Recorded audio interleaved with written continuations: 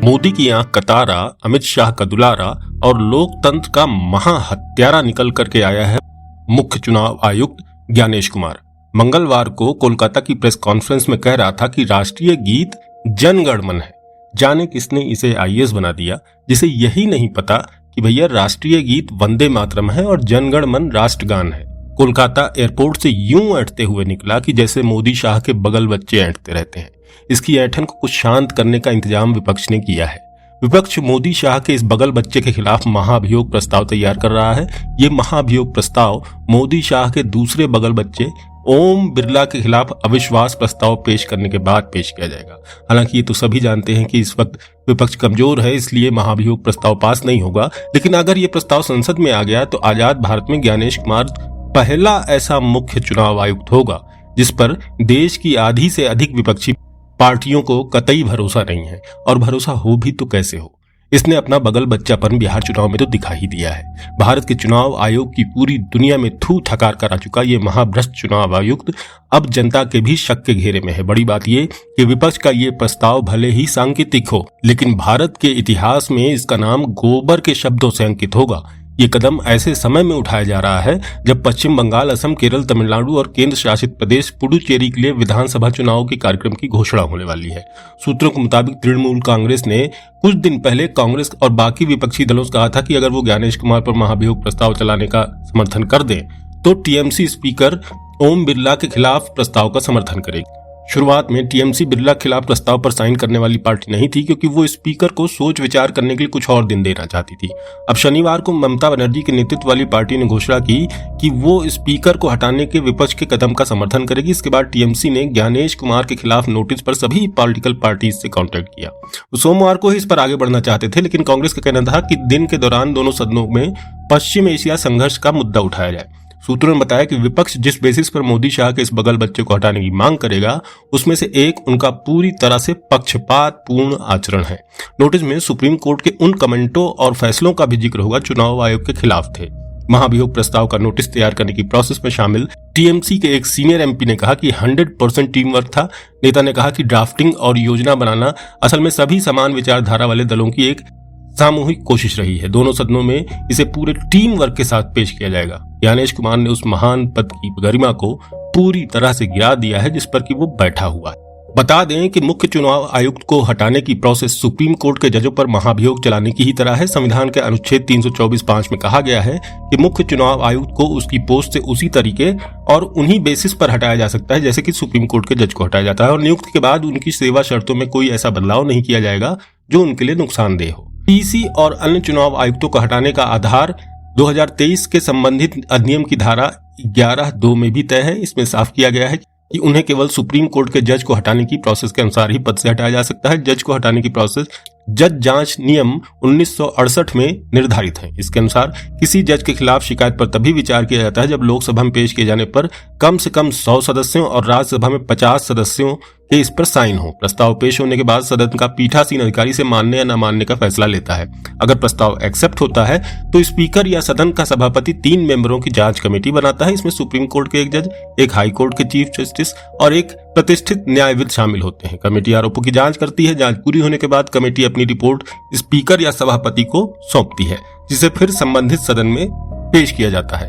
अगर रिपोर्ट में दुर्व्यवहार या अक्षमता का निष्कर्ष दर्ज होता है तो प्रस्ताव पर विचार और बहस होती है। प्रस्ताव पारित होने के लिए लोकसभा और राज्यसभा दोनों में उपस्थित और मतदान करने वाले कम से कम 2/3 सदस्यों का समर्थन जरूरी है। एक बार जब दोनों सदन विशेष बहुमत से प्रस्ताव को अपना लेते हैं तो इसे भारत के राष्ट्रपति के पास भेजा जाता है। वैसे मोदी के लोकसभा की अध्यक्षी की सीट पर बैठे गुर्गे इसे मानेंगे नहीं, ये तो सब जानते ही हैं। और कैसे मोदी के गुर्गे जनादेश और लोकतंत्र का रोज भरी संसद में रेप कर रहे हैं ये भी सब देख ही रहे हैं। इसमें कोई कहने वाली बात नहीं है। जैसा पहले बताया कि अगर मोदी के इस बगल बच्चे के खिलाफ महाभियोग प्रस्ताव पेश हो जाता है तो ये आजाद भारत का पहला ऐसा चुनाव आयुक्त होगा जिसके खिलाफ विपक्ष महाभियोग प्रस्ताव लाया। ये बहुत ही बड़ा कलंक है। ज्ञानेश कुमार पर ही नहीं है, ये भारत के चुनाव आयोग के ऊपर भी है। उस चुनाव आयोग के ऊपर जिसने पिछले 60-70 साल में न सिर्फ देश में बल्कि विदेशों में भी बड़ी इज्जत कमाई थी। मोदी के इस बगल बच्चे ने ठान लिया है कि जैसे मोदी शाह और बगल में प्याज दबाकर चलने वाले हाफ पैंटियों की कोई इज्जत नहीं है, वैसे ही अब केंद्रीय चुनाव आयोग की भी रत्ती भर इज्जत बचने नहीं देनी। और बचने भी क्यों देगा, आखिर इसके मोदी ने इसे लाने के लिए 70 साल पुराना कानून जो फाड़कर अपने जब ये बगल बच्चा बनने की राह पर था, उसी वक्त पूर्व चुनाव आयुक्त अशोक लवासा ने इसका विरोध किया था। बता दें कि अशोक लवासा वही हैं जब मोदी शाह की क्रिमिनल जोड़ी चुनाव आचार संहिता की धज्जियां उड़ा रही थी तो इन्होंने उसका विरोध किया था। बदले में इनके घर भर की इजरायली सॉफ्टवेयर पेगासस से जासूसी कराई थी।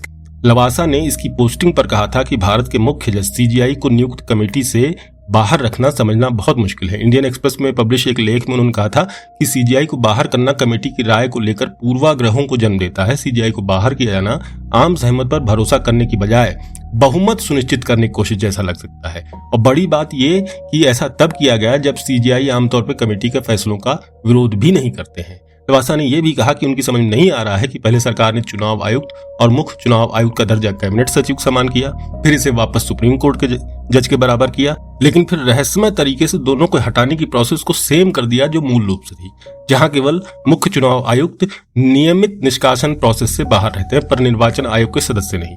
ये बात भी समझ से बाहर है कि सर्च कमेटी के अध्यक्ष पद को कैबिनेट सचिव की जगह कानून मंत्री से क्यों बदल दिया गया। वोट चोर के रूप में कुख्यात हो चुका ज्ञानेश कुमार पहले भी सवालों के घेरे में रहा है।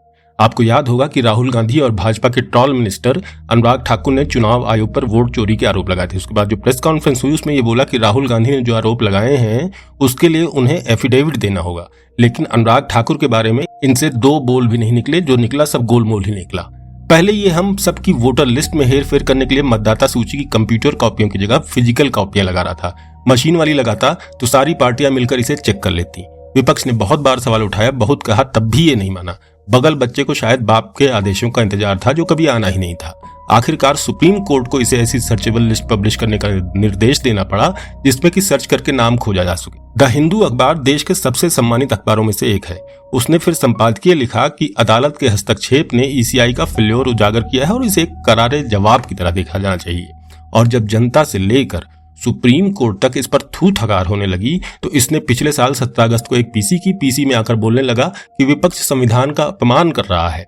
राहुल गांधी या तो एफिडेविट दें या फिर अपने कमेंट्स के लिए राष्ट्र से माफी मांगे। अबे ज्ञानेश कुमार, खुद मेरे मकान मालिक पर तेरी जांच आ रखी है, जिसके पुरखे यहीं पैदा हुए यहीं मरे। फिर कहने लगा कि अगर सब अपना नाम सर्च कर लेंगे तो लोगों की प्राइवेसी टूट जाएगी। कांग्रेस पार्टी के पवन खेड़ा ने बीबीसी हिंदी बताया कि प्रेस कॉन्फ्रेंस में कुमार का विरोधी लहजा ऐसा लग रहा था कि मानो कोई भाजपा नेता बोल रहा है। और इसका नतीजा क्या हुआ? सीएसडीएस ने इस पर रिसर्च प्रोग्राम चलाकर पूरा सर्वे पेश किया।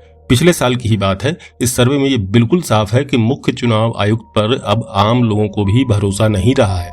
2025 में सीएसडीएस के सर्वेक्षण में शामिल सभी 6 राज्यों में चुनाव आयोग पर अविश्वास रखने वाले लोगों की संख्या 2019 की तुलना में तेजी से बढ़ी है। भारत के सबसे अधिक आबादी वाले राज्य उत्तर प्रदेश में इस पीरियड में यह संख्या 11% से बढ़कर 31% हो गई। खैर, लोकतंत्र का रेप करके उसकी हत्या करने वाले ज्ञानेश कुमार का बस एक बात के लिए तो हमें शुक्रगुजार होना चाहिए। मंगलवार 10 मार्च को उसने कोलकाता की प्रेस कॉन्फ्रेंस में राष्ट्रीय गान को वंदे मातरम ही बताया। ये चाहता तो नमस्ते सदा वत्सले भी बता सकता था, कोई क्या कर लेता।